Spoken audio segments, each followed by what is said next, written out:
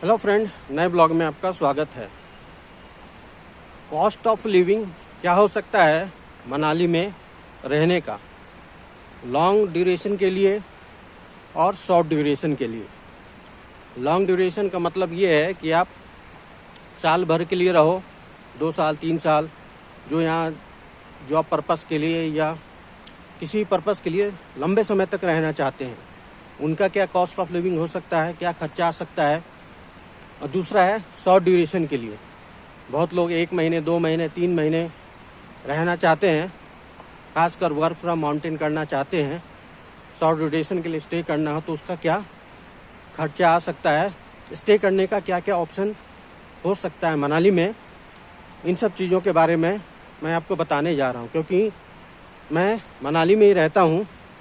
मैं मनाली का तो नहीं हूँ, मैं झारखंड राज्य के एक छोटे सा जगह बोकारो से रहने वाला हूँ, लेकिन मनाली में रह रहा हूँ बहुत सालों से।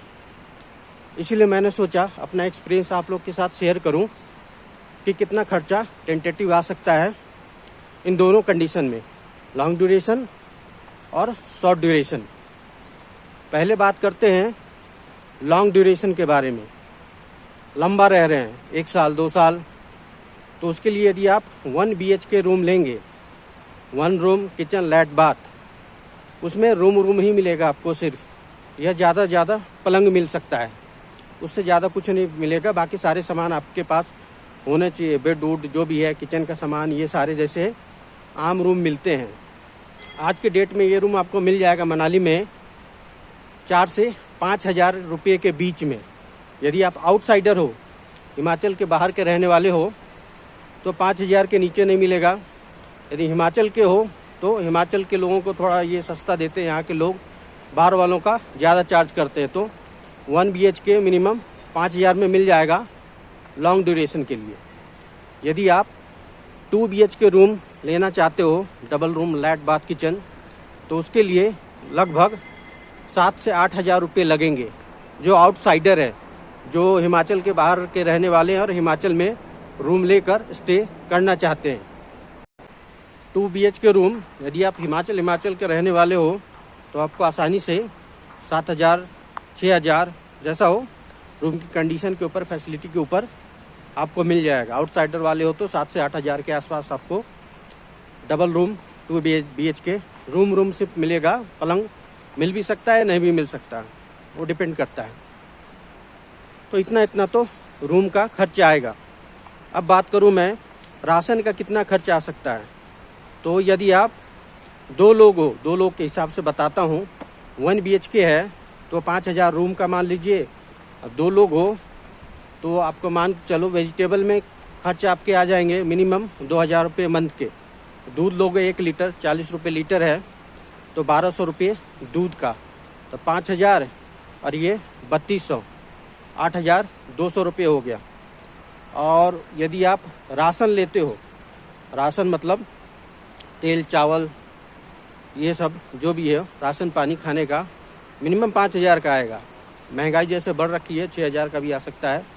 मिनिमम मैं कह रहा हूँ 5 हज़ार का राशन पानी आएगा ही आएगा 2 लोगों के लिए, तो 8 5 13 हज़ार। तो इस तरह से 1 BHK 2 पीपल रह रहे हैं 1 मंथ के लिए।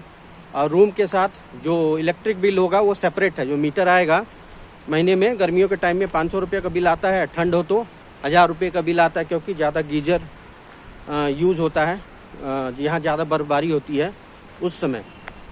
तो टेंटेटिव आपको मान लो 1 BHK लेके रहोगे तो कम से कम 14 हज़ार 15 हज़ार रुपये के आसपास आपका मंथली खर्चा आएगा 2 लोगों के हिसाब से।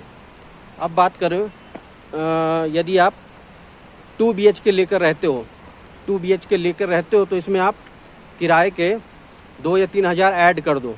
जो टोटल 1 BHK में बताया 14 से 15 हज़ार, उसमें 2 हज़ार और ऐड कर दो, तो 16 से 17 हज़ार तक आपका 2 BHK रूम लेकर लॉन्ग ड्यूरेशन के लिए आराम से रह सकते हो। इतना कॉस्ट ऑफ लिविंग आपका आएगा। यदि आपके पास कार है, बाइक है, जो भी पेट्रोल खर्च करोगे वो सेपरेट है, उसका इंक्लूड मैं नहीं कर रहा हूँ। इतना बेसिक आएगा खर्चा। और जो लोग शॉर्ट ड्यूरेशन के लिए रहना चाहते हैं मनाली में, 1 महीने 2 महीने 3 महीने वर्क फ्रॉम माउंटेन करना हो, जो भी पर्पस हो उसका, उस पर्पज़ से वो रहना चाहते हैं, तो उस कंडीशन में वो क्या कर सकते हैं कि बेटर होगा वो गेस्ट हाउस सर्च करें। गेस्ट हाउस में फैसिलिटी होती है सारी, पलंग भी मिलेंगे, गद्दे भी मिलेंगे, कंबल भी मिलेंगे, तकिया भी मिलेगा, इंटरनेट फैसिलिटी भी होगा, लाइट भी होगा, सारी फैसिलिटी मिलेगी। उसमें भी 2 तरीके हैं, एक खुद बनाना चाहते हो और एक बना बनाया खाना खाना चाहते हो आप। 2 तरीके हैं। यदि आपको खाना बनाने नहीं आता है तो वो भी मिल जाएगा। तो इस तरह से आप गेस्ट हाउस में देखोगे तो रूम मिलेगा। पीक सीजन में तो महंगा मिलेगा, 20 से 25 हज़ार रुपये रूम के ही लग जाएंगे। ऑफ सीजन में आओगे तो 15 हज़ार में मंथली हिसाब से आपको कमरे मिल जाएंगे, रूम गेस्ट हाउसेस में।